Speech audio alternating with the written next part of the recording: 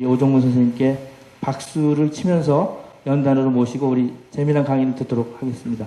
자, 오종근 선생님 모시겠습니다. 사실 제가 오늘 주제를 준비한 거는 아시다시피 이제 물론 시조인도 있지만 일반인들을 대상으로 해서 앞곡지를 좀 준비를 했고요. 그래서 어려운 것보다는 제목 자체도 이제 현대 시조 무엇을 쓰고 또 어떻게 쓸 것이며 독자와 공감할 것인가 이런 제목을 가지고 여러분 앞에 지금 앉아 있습니다. 자, 그러면은 이제 제가 주제를 가지고 여러분 앞에서 시작을 하겠습니다. 사실 뭐 현대 시조라고 그러면은 저는 현대 시조라는 그 말 자체에 대해서 좀 어폐가 있다고 생각을 합니다. 사실 뭐 1930년대 개화기 이전부터 이미 시조는 현대 시조에 이르렀는데도 우리는 이제 어떤 개념상의 어떤 현대라고 붙이고 있어서 사실 저도 현대는 붙였습니다만 저는 사실 현대란 말은 이제는 좀 꼬리를 좀 떼야 될 때가 아닌가 이 생각을 가끔씩 합니다. 그래서 이 제목 자체도 현대 시조라고 했었지만은 그냥 현대 시조가 아닌 이제는 시조라고 이렇게 얘기를 했으면 어떻겠냐 하는 생각을 가지면서 시작을 하겠습니다. 사실 이제 시조라는 게 우리 민족이 낳은 전통시라고 많이 알고 있고 또 사실은 그 정제된 대표적인 정형시라고 이렇게 알고들 있죠. 그래서 그 정형시라고 한다면은 그 형식상이나 운율상의 어떤 규제도 없이 그저 내면의 정서적 흐름이나 내재율에 따라 자유롭게 표출하는 자유시와는 달리 외면적으로 드러나는 엄정하고 까다로운 형식 규율, 즉 예형률을 말하죠. 를 지켜야 하는 시를 바로 정형시라고 얘기를 하고 있죠, 우리는. 그래서 사실 이런 이유 때문에 이제 많은 사람들이 그 시에 대해서 문해상의 일대 감옥이고 구속이라고 이렇게 낙인을 찍는 경우도 있고, 그다음에 때가 지나간 봉건 시대의 유물이라고 무시하는 것이 사실 오늘날 시조를 인식하는 현실입니다. 그래서 사실 제가 이 첫 서두에 현대 시조 무엇인가 하는 제목을 가지고 시작하는 이유가 바로 여기에 있습니다. 그러나 이제 시조는 그 한국인의 성정과 시대 정신을 율격적이나 또는 산문적으로 표현하는 삼장육교의 정형시라고 얘기할 수 있죠. 이게 이제 광의적으로 이렇게 얘기할 수 있습니다. 그럼 협의적으로는 어떻게 정의를 할 수 있냐 하면은 한국인의 성정과 시대 정신을 사음보율로 표현하는 삼장의 서정시라고 이렇게 협의적으로 표현할 수가 있습니다. 그래서 서정시라는 것은 알다시피 개인의 정서와 사상이 인상적인 리듬과 더불어 표현되는 짧은 시를 말하죠. 그 중에서도 시조는 순간적이고 절박하면서도 긴장된 감정을 압축적인 형태 속에서 표출해내는 대표적인 우리의 정형시라고 얘기할 수 있습니다. 또한 시조는 그 보편화된 전통 미학의 리듬에 따라 움직이는 언어들의 미적 양식이기도 하죠. 그래서 시조를 거듭 음미해 보면은 개념들이 마치 음운을 맞추는 것처럼 느끼게 될 수 있을 겁니다. 왜냐하면 사음보로 진행되기 때문이죠. 그래서 이 안에 사위와 구도 역시 리듬이 주관하는 부름이며 울림인 것을 스스로 아마 느끼게 될 겁니다. 저는 가끔 지금도 작품을 써놓고 퇴고하는 과정에서 거의 마무리 단계에서 제 시를 써놓고 혼자 스스로 수없이 낭송을 합니다. 이때 거침이 없이 잘 막힌 시는 사실 거의 완벽한 얘기는 할 수는 없지만은 90% 이상 퇴고를 마친 그런 시라고 스스로 자부를 하면서지만은 근데 중간중간에 시조를 읽으면서 자꾸 걸리는 부분들이 나타나기도 하죠. 그리고 이럴 경우는 보통 시어가 잘못 놓여 있거나 아니면 뭔가 좀 어색한 이런 부분이 있기 때문에 저는 스스로도 시조에 대해서 많은 써놓고 낭송을 하다 봅니다. 이게 바로 우리 시조의 맛이 아니고 무엇인가 싶습니다. 그래서 사실은 그렇지만 현대 시조는 이제 혼란되고 개강된 정서를 다스려 사음복격 균형과 안정된 율조를 바탕으로 아시다시피 초장, 중장, 종장 이 3장으로 짧게 압축되어 깔끔하게 정리되는 그런 완결의 정형시죠. 그런 특성을 가지고 있기 때문에 지금 사실은 시조는 이제 비교적 기억하기 쉽고 또는 이해하기가 쉽고 우리의 심금을 쓰는 감동적인 율경이 배어 있다고 저는 스스로 말하고 있습니다. 다시 말해서 시조는 아무리 복잡한 그런 사상이나 생각들, 감정의 덩어리를 표현할 수 있다는 거죠. 그 3장 안에. 그래서 3장으로 전체 시상을 압축하여 완결하는 절제의 미학이 바로 시조의 핵심이라고 얘기할 수 있습니다. 그 다음에 박철희 교수 같은 경우는 어떤 식으로 시조를 진단을 했냐면은 시조는 시사의 전 과정에 반영, 가장 모범적인 시사적 테스트를 이룬다고 할 만하다. 이른바 다층융합, 아니 엘리엇이 전통이라는 개념을 생각해야 한다. 시조를 옆으로 잘랐을 경우 그 단면이 여러 시대의 특색을 지닌 여러 개의 의층이 나타나고 있음을 확인할 수 있다.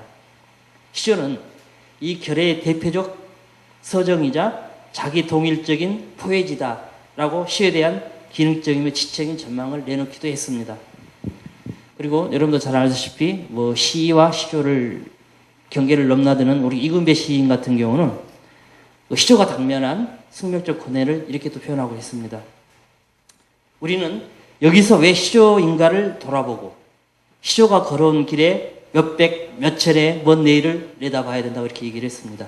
시조의 형식은 우리 모국어가 낳은 가장 이상적인 악기이기 때문이죠.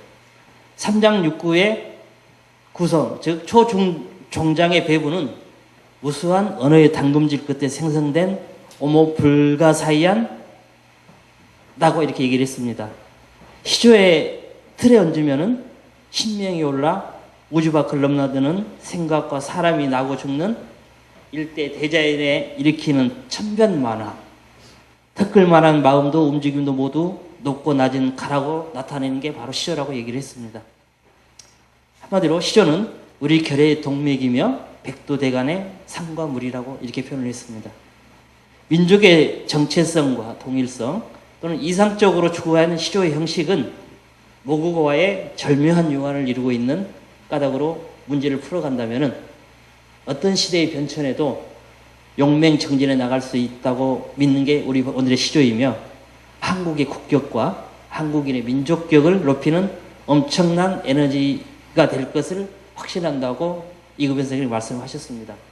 이처럼 사실 오늘의 현대 시조가 이르는 것은 제가 고등학교 때부터 70년대 후반이죠. 시조 창작을 했었지만은 사실 그때만 해도 시조 같은 경우는 사실 고시조풍 우리가 말하는 움풍농월이라기보다는 그래도 물론 그 중에는 아까 사회자가 소개했던 몇몇 분들에서 제가 만났던 이유가 바로 그런 겁니다. 그래도 이런 분들은 오늘의 정말 시조를 위해서 뭔가 남들에게 다른 기존의 시조가 좀 다르게 쓰는 분이었기 때문에 제가 찾아다니면서 공부도 했고 만나서도 많이 배우기도 했고 그래서 사실 그런 분들이 오늘날 있었기 때문에 오늘의 시조가 이 자리에 있지 않나 이렇게 생각을 하기도 합니다. 그래서 이제 시조라는 건 그렇습니다만은 개인의 삶이 각자 다르듯이 또는 온실새의 꽃과 야생화의 아름다움이 같을 수가 없죠. 그래서 시인은 저는 이렇게 얘기를 하고 싶어요. 특히 이제 처음 가는 길에 대한 두려움을 버려라 이렇게 얘기를 하고 있습니다. 왜냐하면 남의 눈을 의식하고 시를 쓰면 안 된다는 거죠. 그래서 자기만의 의식을 가지고 색깔을 가질 때 사회의 표현은 확장되고 단 한 사람의 독자가 공감할지라도 그 시는 성공했다고 이렇게 얘기를 하고 있습니다. 그래서 사실은 저는 80년대에서 왔습니다만은 그 시조의 그릇이라는 것에 다양한 것을 담으려고 많은 노력을 했습니다. 물론 이제 낭송 작품에서도 이제 확인할 수 있겠지만은 내 능력이 미치는 최대치까지 시조라는 그릇에 모든 것을 담아내고 지금도 노력하고 있습니다. 최근에는 이제 신법이라는 연작시를 제가 쓰고 있습니다. 물론 이제 단행 시조 안에 어떤 시조의 확장을 깨하거나 어떤 사고의 틀을 깨기 위한 그런 것들을 해서 시조의 정수라고 이야기할 수 있는 단용 시조 안에 이제 신법이라고 해서 연습을 쓰고 있는데 그 중에 제가 한 4편 정도를 이제 어젯밤에 골라왔습니다. 첫 번째 제가 말씀드릴 것은 구세군 오랑우탄이라는 제목입니다. 어느 날 신문을 보는데 한 3년 전 요 정도 되나요? 사실 구세군 하면은 연말 세모 때 많이 등장을 하죠. 근데 어느 날 갑자기 세모에 저기를 하는데 오랑우탄이 킥보드를 타고 나타난 거예요. 세상이 이렇게 변했느냐? 아니 어떻게 이럴 수 있지? 특히 이제 종교적인 단체이다 보니까 저건 동물학대가 아닐까 이렇게 생각을 해보면서 이렇게 생각을 했던 거죠. 그래서 딱 단장이 이겁니다. 드디어 서울광장 구세군이 납시였다. 빨간 코트 털모자에 킥보드 탄 숲속 사람. 이 숲속 사람 오랑우탄의 원래 말레이시아가 숲속 사람이라는 뜻입니다. 그래서 이렇게 생각한 거죠. 저 오랑우탄이 과연 저렇게 나와서 킥보드를 타는 게 우리 그 인간의 희망이 되었을까? 이런 생각을 가지게 되면서 제가 마무리하고 종장을 이렇게 처리했죠. 인간의 해망이 되어줄까? 과연 인간을 구원할 수 있을까? 이렇게 마무리를 했던 이런 부분이 하나 또 있고요. 그 다음에 이제 다음에 제가 말씀드린 거는 그 립스틱 광고를 보며라는 이 제목입니다. 사실은 지하철을 타다가 우연히 입구편에 보면은 광고판이 많이 있죠. 거기에 보이는데 정말로 새빨간 립스틱이 광고 쪽으로 뭐 자극을 한다고 그럴까요? 아니면은 물론 이제 화장품 광고라는 게 약간의 어떤 섹스 어필을 하게 돼 있습니다. 그러면서 제가 느낀 게 이제 바로 이런 것들이었죠. 왜 그것 떠올렸을까? 발정난 스케성기, 추한 것이 아름다운 에로틱 봄날 오후, 아득한, 너무 아득한 내 사랑은 늙어가고. 사실 저는 그걸 보면서 내 사랑이 늙어간다는 거는 참 아이러니할 수도 있죠. 물론 모든 사람들이 시대를 흐르면서 늙어갈 수도 있지만은 왜 저렇게 빨간 립스틱처럼 정열적이지 못할까?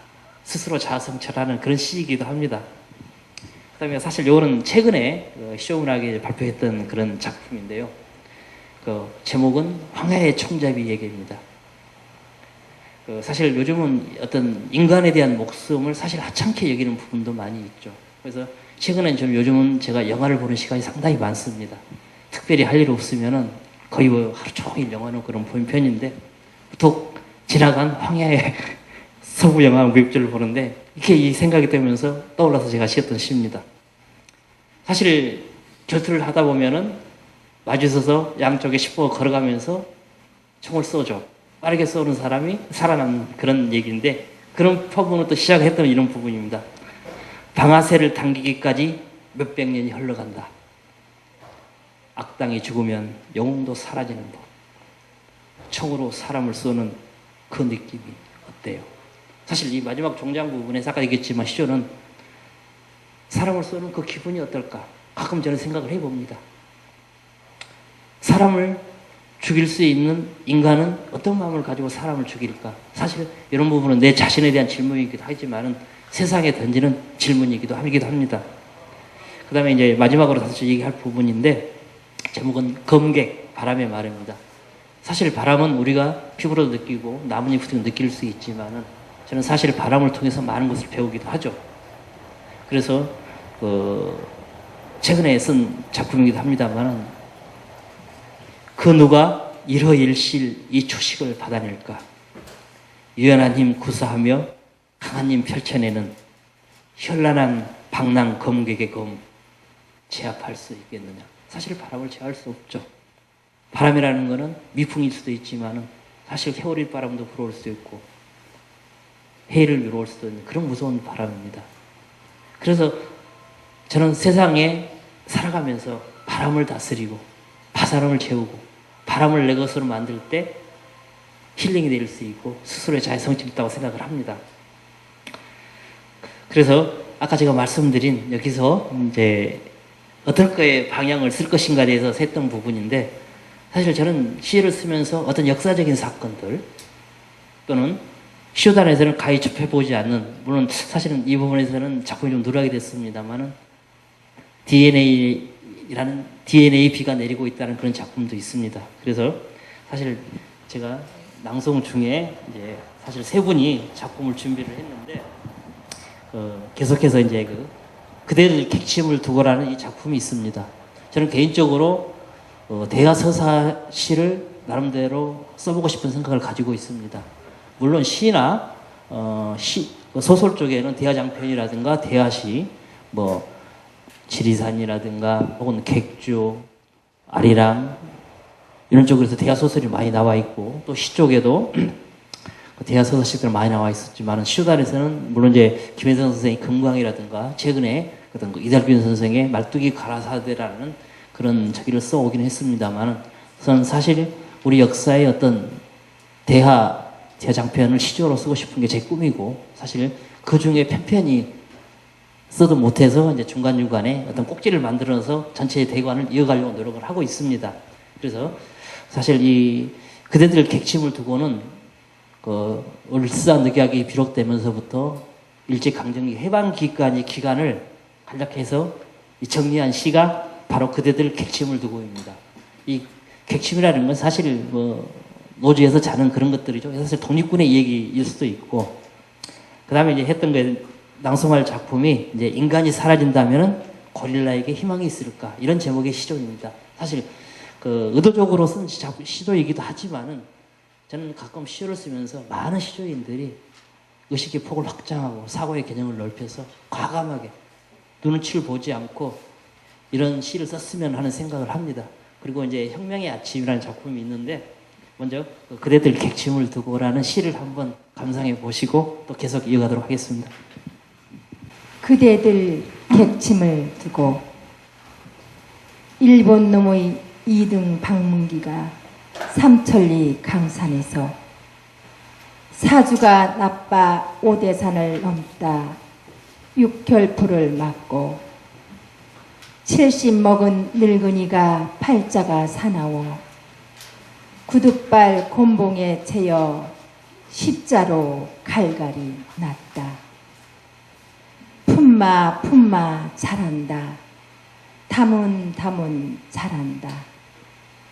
팔도 각설이 중에 전라도라 광산 각설이 진양초 희모리조로 쉬한 대목을 넘는 사이 함경도라 무산 땅 몽정의 밤바람이 풀빛 잠을 허무는데 둔탁한 벽시계가 막 한시를 밟고 간다. 창백한 역사를 지나 패망한 조선을 지나 힘센 제국의 가랑이 사이로 이리 뛰고 저리 뛰고 자빠지고 넘어지고 고꾸라지던 대한제국 마침내 발목을 잡혀 엎어진 채 낭자히 하여를 쏟는 오호라 한 과거사가 부끄러이 옷 벗는다. 어딘가 맨가슴들이 동동 발구르며 지켜보던 나라 괴나리 보찜에 옷섬 여미고 떠난 그 길목에 앉아 그리움 두어 번 매질하고 겨울 산천 소나무 전나무 참나무 떡갈나무 숲에 잠든 이의 최초의 함성 들으리 나 눈물로 만나리 새우잠 고추잠에 고난 객침을 두고 비탈길 생애의 움막 수북히 내려쌓이는 잠의 저승 언저리 초롱불 밝혀두고 무담시 뿌리 내리는 이승의 한숨 더하면 불면을 잘게 썰면 이놈의 꼿꼿한 남근 손장단을 치는데 얼쑤 박복하고 기박한 이내 나라 얼쑤 팔도 무지랑이들 꼭꼭 밟아대는 조선 총독보의 서슬퍼런 칼날 얼쑤 외롭게 독립가를 부르는 의인의 눈빛들 서로 마주칠 때 얼쑤 탕탕탕 정막을 찢는 총소리 얼쑤 얼쑤 다시 고요한 밤 거룩한 밤 어둠에 묻힌 밤 몽정의 밤바람이 둔탁한 벽시계가 몇 번 더 내 사타구니를 밟고 가고 이적도 그적도 비몽사몽간에 아내의 야인 젖가슴을 더듬는 찰나 아침에 쿵쿵 달려와 웬 태안 독림 만세. 다음은 이제 인간이 사라지면은 고릴라의 희망이 있을까라는 작품인데요. 사실은 이 작품은 제가 소설을 보면서 거기서 느꼈던 감정을 이제 시로 표현하는 겁니다. 인간이 사라진다면 고릴라에게 희망이 있을까? 오종문. 이 지구 누구 위해 자전하며 숨쉬는가? 인간이 등장할 때 망해버린 신의 창조. 혁명 외에 탈출구는 없다. 죽음 외에 길은 없다. 태평한 하루 해를 조용하고 참여하라. 단 한 줄 유언 없이 역성을 꿈꾸는 밤. 인간이 사라진다면 희망이란 있는 걸까? 사는 게 더 심심한 인간들은 신명난 채 제 본성 짓밟히는 창살 갇힌 너를 놓고 끝끝내 말문 닫는다.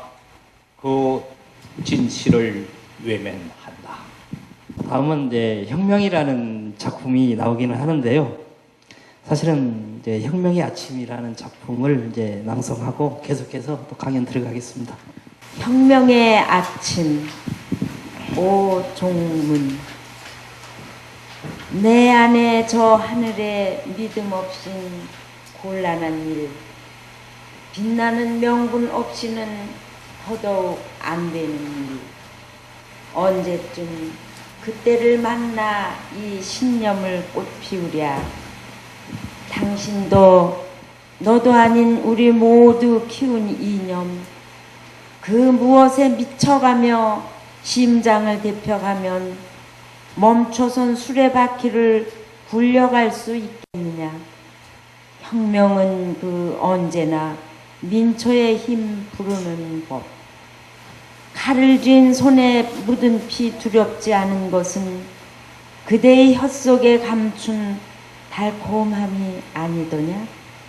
첫 입술 몰래 훔친 신비로운 혁명이란 하룻밤 품은 창녀 그 허무한 짧은 정사. 휴지통 말라 비틀린 분노 없는 휴지이다. 누군가 또 새날을 간절하게 원하는 때 어떤 세상 신의 은총 마주할 것이더냐. 이 아침 내 전생애가 저 나팔꽃 같구나. 이런 혁명 같은 것들이 내가 살아온 삶들이 꼭 아침에 피어나는 나팔꽃 같구나 이렇게 저는 표현을 했습니다. 그래서 제가 강조하는 그 부분은 그렇거든요. 천지인이라고 말씀드릴 때 시조는 항시 화자의 감정이 개입이 될 때 또는 개입을 시켜야만 된다고 생각하는 게 저는 여지껏 제가 시조를 창작해 오면서 그 느낀 그런 나름대로의 어떤 철학이라고 그럴까요? 그래서 사실은 그런 개인의 화자가 감정이 대입지 않는 작품들은 사실 좀 공허하기도 하고 메아리 같기도 합니다. 물론 뒤에서 설명을 하겠지만 말입니다. 그래서 사실은 저는 이러한 시조에 대해서 확장의 폭을 넓히기 위해서 다양한 시각을 가지고 또는 이제 많은 작품이 있습니다만 오늘 제가 어떤 작품을 써야 될 것인가에 대해서 다양한 제 작품을 이제 보이면서 시조도 이런 작품이 가능하구나.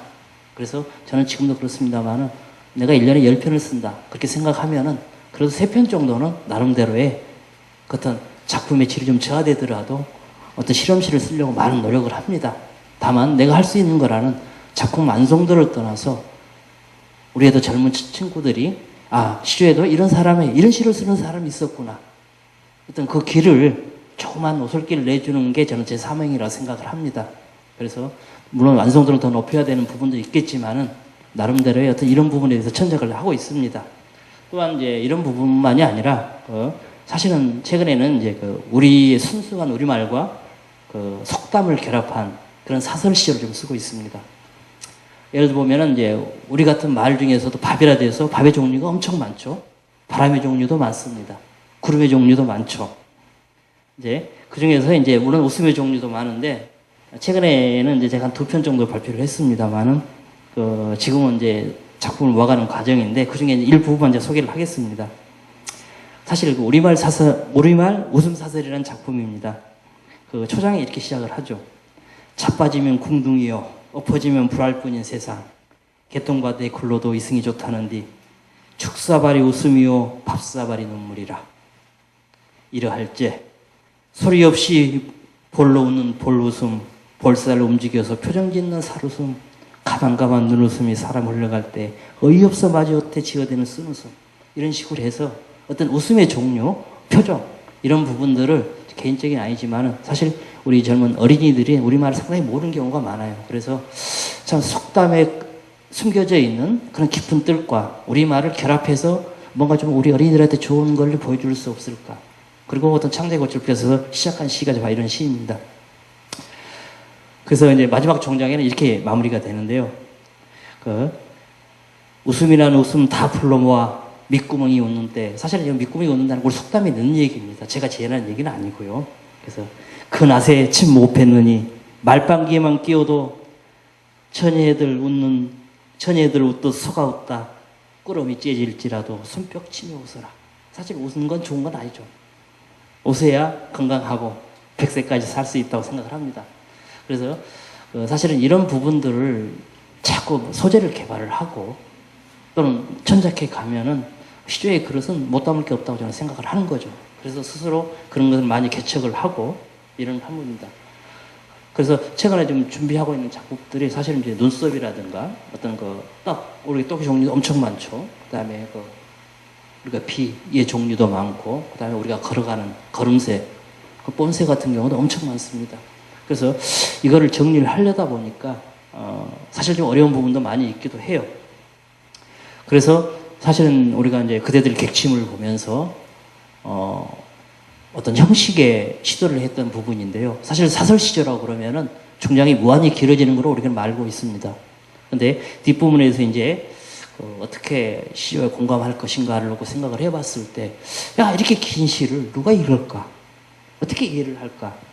그래서 사실은 좀 더 고민을 해보다가, 그렇다면은 우리가 단형 시조가 있듯이 연시조가 있듯이 이 시조를 좀 더 잘게 쪼개서 이해하기 쉽고, 그렇다면은 좀 더 3장의 형식을 가지면서 완벽하게 쉽고 접근하고 감동될 수 있을까 하는 그 방법에서 제가 시도하는 게, 사설 자체도 연사설 시조라고 얘기를 붙입니다만은 한 편의 사설이 이루어지는 게 아니고 그 사설 자체도 정말 쪼갤 수 있는 부분까지 쪼개서 이해하기 쉽고 이제 귀에 쏙쏙 들어올 수 있도록 그런 시도를 지금도 시작하고 있습니다. 근데 사실 이제 개인적으로는 어떤 이런 부분에 대해서 시조단에서 주목하는 사람이 없어요. 물론 사설 시조를 많이 안 쓰는 부분도 있기도 하지만은 어떤 형식의 새로운 걸 형식을 어떤 창을한다는 그 자체가 좀 어려운 부고 위험한 발상일 수도 있지만은 이런 부분들이 남들이 인식했을 때, 괜찮은 방법이다 했을 때 많은 후배들이 또 이런 창할 방법을 쓰지 않을까 이 생각을 해서 저는 꾸준히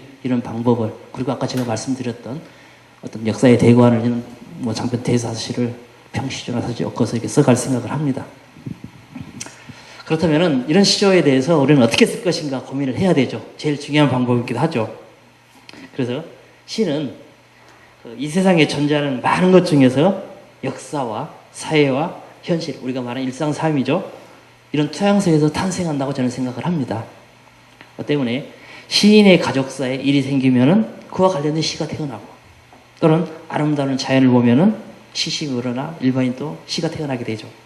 또는 어떤 세상을 놀라게 하는 사건이나 나라에 큰 일이 일어났을 때, 또는 여행지에 느끼는 감상의 시인처럼 많은 우리 주위에 널려있고 눈에 보이는 또는 보이지 않거나 시인의 머릿속에 존재하는 이런 마음의 양분을 먹고 시인은 태어난다고 생각을 합니다. 그래서 개인적이거나 또는 육체적 정신적 고통 또는 사랑과 이쁨의 아픔에도 시는 존재하고, 또 시인은 그거를 시로 승화시킬 수 있다고 생각을 합니다. 이처럼 그 삶의 이야기인 일상은 개인에게 꿈꿀 수 있는 시심의 텃밭을 제공하고 사색의 싹을 틔워 시라는 열매를 맺게 해줍니다. 시는 인간의 심석을 먹고 자라기 때문이죠. 시에 인간의 마음이 없다면 그건 시라고 얘기할 수 없습니다. 그러나 이 모든 것들이, 우리가 보이는 것들은 결코 다 시가 되는 토양은 아니죠.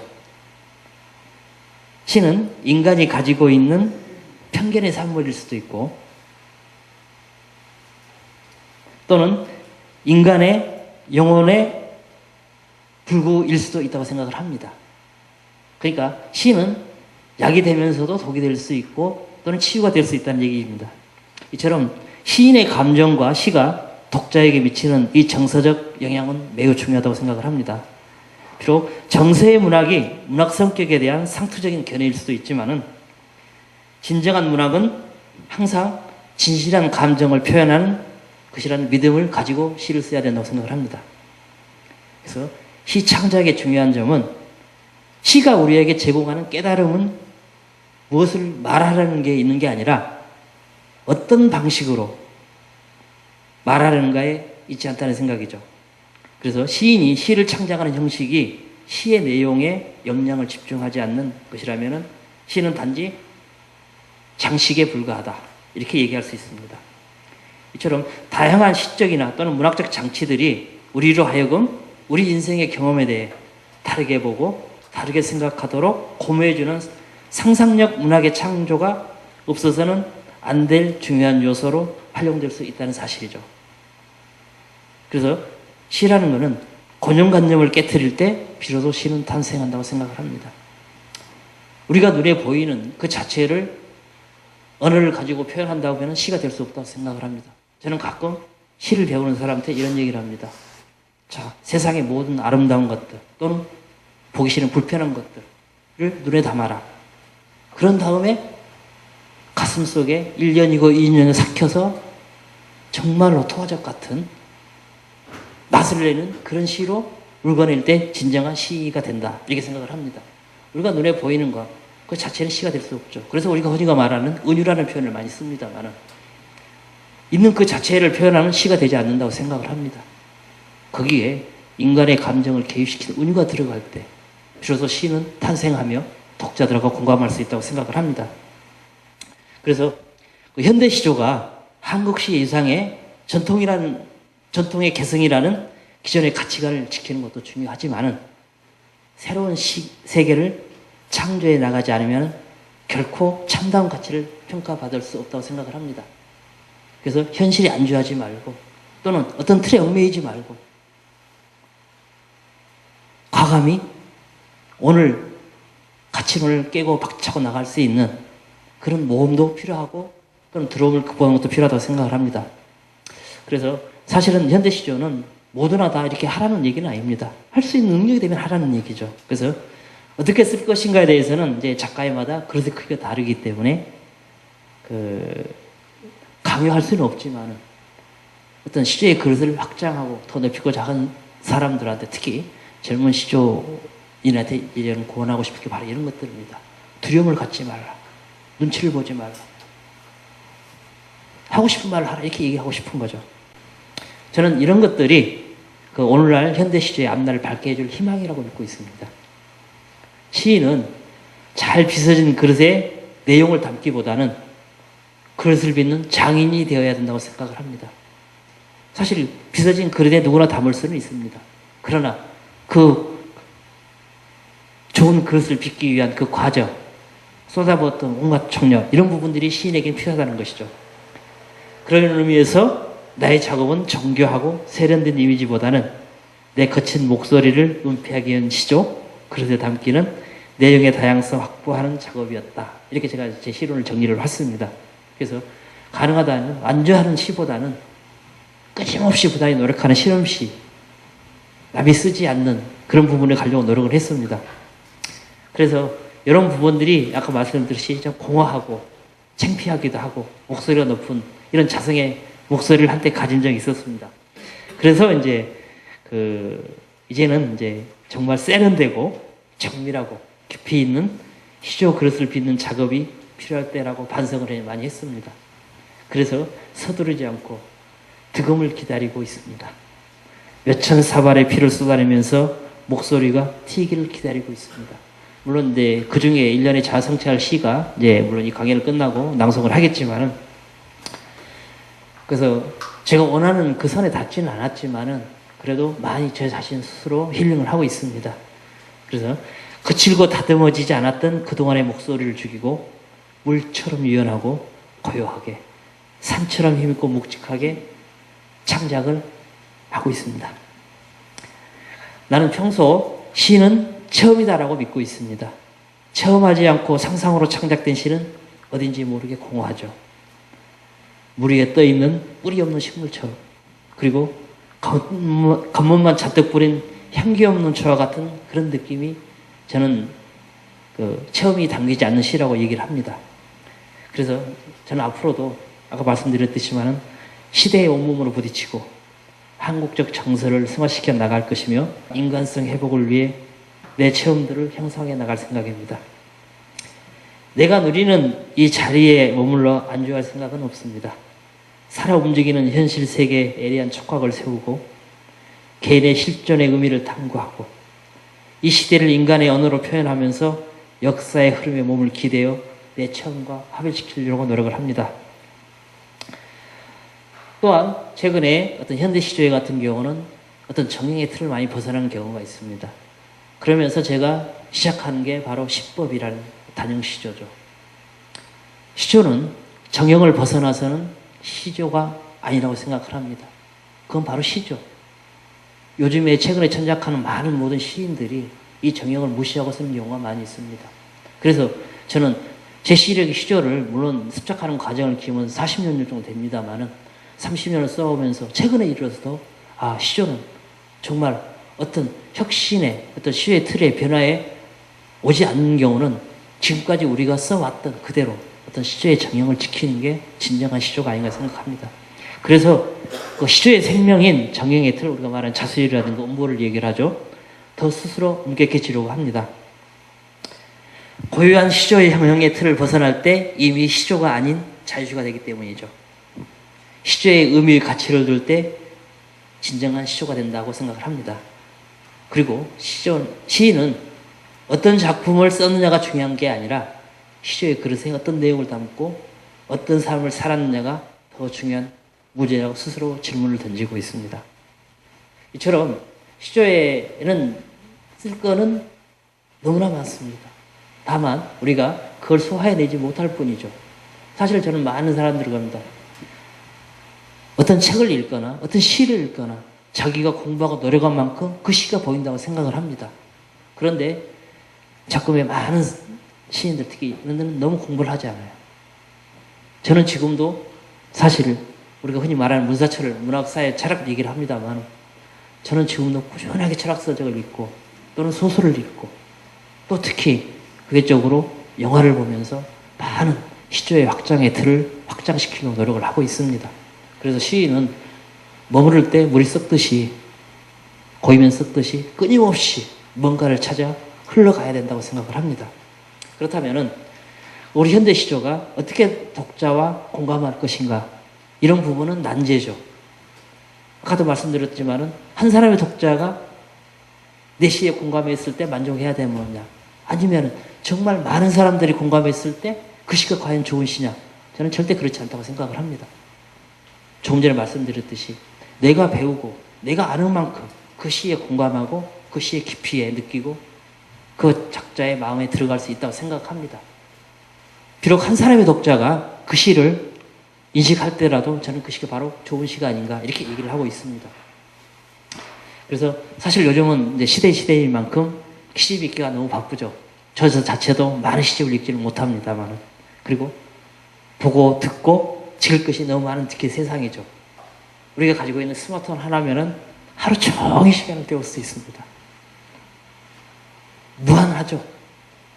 그러나 과연 그게 우리에게 얼마나 정보를 가져다 주는가, 아니면은 내가 정말 원하는 정보를 찾아서 그 사이트 안에 들어갈 수 있는가, 이런 부분에 대해서는 개인의 몫이라고 생각을 합니다. 그래서 최근에는 시조도 마찬가지지만 모든 문학이 독자를 잃은 안타까움이 거론되고 또는 고독한 방에서의 시의 기도 또는 즐거움의 가치도 사라져 간다고 많은 사람들이 얘기를 합니다. 그럼에도 우리 인간의 삶은 특히 시인의 삶에 있어 반전의 순간은 대개 시적인 순간이라고 얘기를 하죠. 이 반전의 순간이 바로 시의 힘이라고 저는 생각을 합니다. 시인에게 이런 반전의 힘이 없다고 그러면은 글쎄요, 시인이 된다는 걸 다시 한번 고려해 보라고 생각을 합니다. 이처럼 어떤 우리의 살아가면서 느끼는 삶과 죽음이라든가 과거와 미래 또는 기억과 현실, 만남과 이별, 문명과 자연과 같은 두 개의 축 사이에 존재를 하죠. 양과 음의 항시 대립되는 그 사이에서 살아가고 있습니다. 그래서 이 사이에서 시인들은 항시 따스한 마음을 가지고 반전을 꿈꾸는 시적인 존재가 바로 시인이라는 것입니다. 그래서 시인이 창조 행위는 끊임없이 한 사람의 독자일지라도 자신을 떠나서 독자와 소통을 꿈꾸기도 하죠. 그 소통의 매개체는 사회 환경과 연관되어 있기도 하고 어떤 시인의 고향이라든가 시인이 직접 경험했던 사건이나 지각했던 사실 또는 시인이 어떤 경위를 통해 듣거나 이렇게 알게 된 이 사실들이죠. 일례로 들었을 때, 자, 내가 방금 내 가족 중에서 정말로 어떤 아픈 병으로 인해서 가족들에게 고통을 안겨주고 세상을 떠났어요. 근데 제가 이걸 시로 승화시켜서 발표했다고 가정을 하죠. 그러면 나와 똑같은 그런 감정을 가진 사람들은 설사 제가 쓴 시가 엉망일지라도 그 독자는 그 시를 이해를 합니다. 그렇지만은 그걸 느껴보지 않는 사람들은 이게 뭐야? 행서술설이지. 이렇게 얘기할 수도 있죠. 그래서 제가 앞에서 말씀드렸던 거는 내가 무엇을 쓰든 어떤 내용을 담든 시조가 또는 시가 아니라는 이유로 일방적으로 매도할 필요는 없다고 생각을 합니다. 그건 자신의 작가의 몫이라고 생각을 하죠. 한때 저도 젊었을 때는 그런 생각을 가졌습니다. 뭐야 이게 시야? 이런 시를 써. 그러나 나이를 들어가면서 저는 느낀 게 있습니다. 아, 저 사람도 나와 똑같이 밤을 새고 맨날 며칠을 그래서 이 작품을 썼을 생각을 합니다. 그래서 가능하면 저는 어떤 그 시에 대한 매도를 하는 것보다는 그 시에 대해서 담긴 내용을 이해하려고 노력을 합니다. 그럴 때 진정으로 그 사람한테 다가갈 수 있다고 생각을 하기 때문이죠. 그래서 제가 경험하고 느꼈던 이런 부분들이 이제 아까서 말씀드린 가슴 속에서 곰삭의 작품으로 전이가 될 때 한 편의 시가 탄생이 되는 거죠. 가족이나 지역적, 사회적 문제 또는 이런 문제에 대해서 많은 주제 영역이 새로운 시조의 그릇에 이끌기도 하고 독자에 다가가기도 하기도 생각합니다. 그래서 어떤 이런 화자가 느끼는, 개인이 느끼는 감정이라든가 의미상을 분위기 같은 경우는 의도적으로 더 아름답게 채색하거나 또는 어떤 전통적인 주제에 대해서 모티브로 고쳐내기로 하죠. 이처럼 시인은 스스로의 작품과 소통을 하기도 합니다. 그래서 시인은 자기 시에 대한 독자이기도 하죠.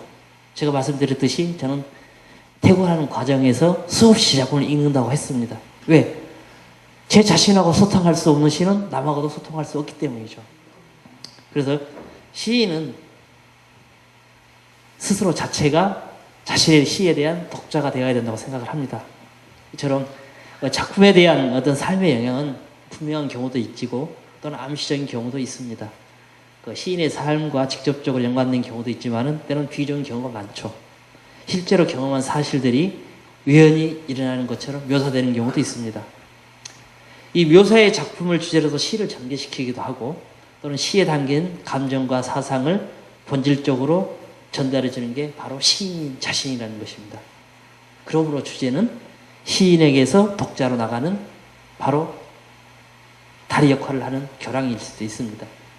아까도 말씀드렸지 자신을 감동시키지 못하는 분명히 그 다리를 넘을 수 없어서 독자하고도 경험할 수가 없다는 것 얘기죠. 그래서 독자는 그 자신인 나를 주체성에 수사시켜서 작품과 관련되는 자신의 상황을 시인의 상황과 동일시하며 소통을 하는 것입니다. 같은 감정에 이입을 하는 거죠.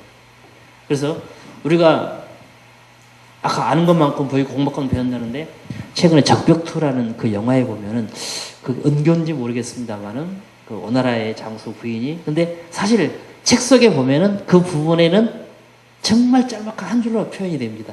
근데 적벽투에서는 어떻게 표현하냐? 물론 상상의 날개를 단 거죠.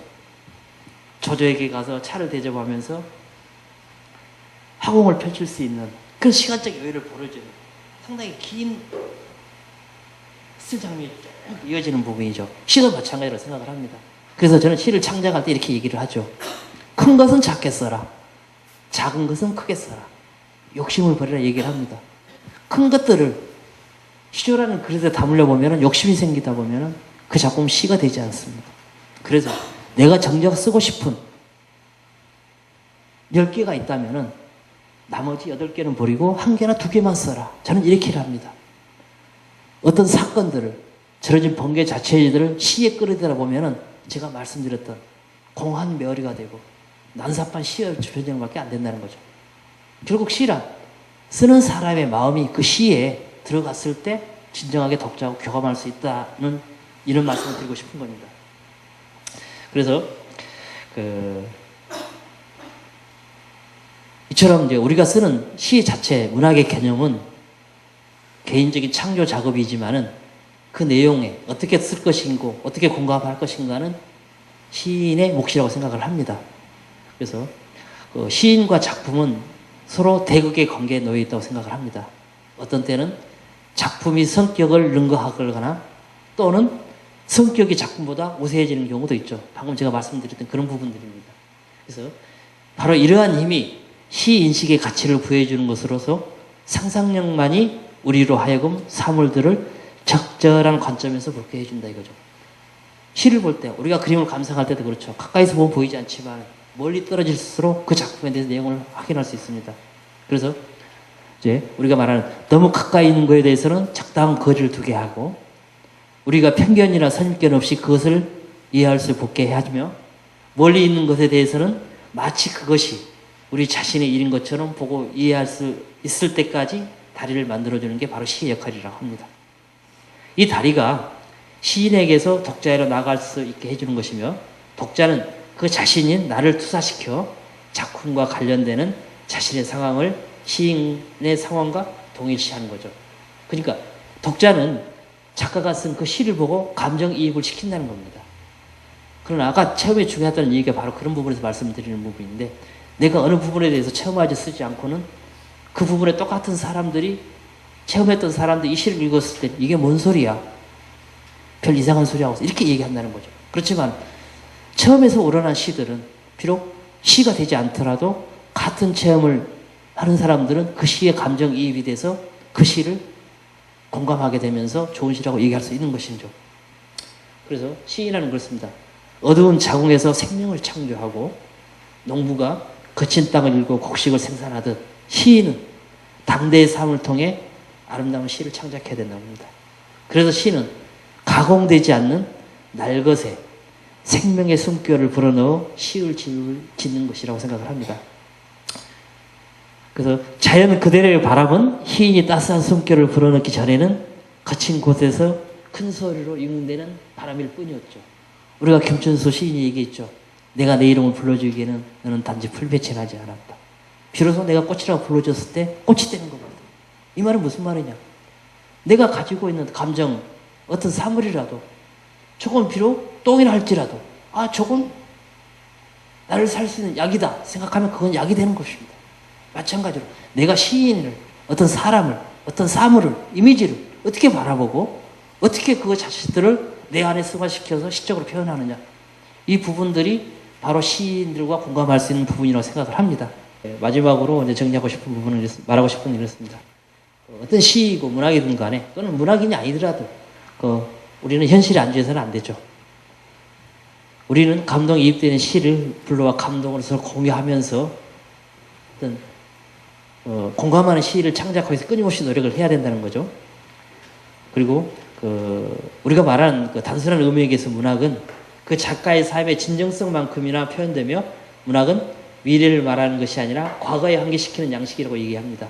그 진리는 평범하면서도 구체적이며 독자와 소통이 가능하다고 얘기할 수 있습니다. 한 단계 손끝에서 이루어지고 있는 우리 시조의 감동 없음이 바로 이 단순한 진리로부터 반성해야 될 때 우리 시조는 많은 독자들과 소통할 수 있을 것이라고 저는 확신합니다. 이로써 오늘 제 강연을 마치겠습니다. 감사합니다.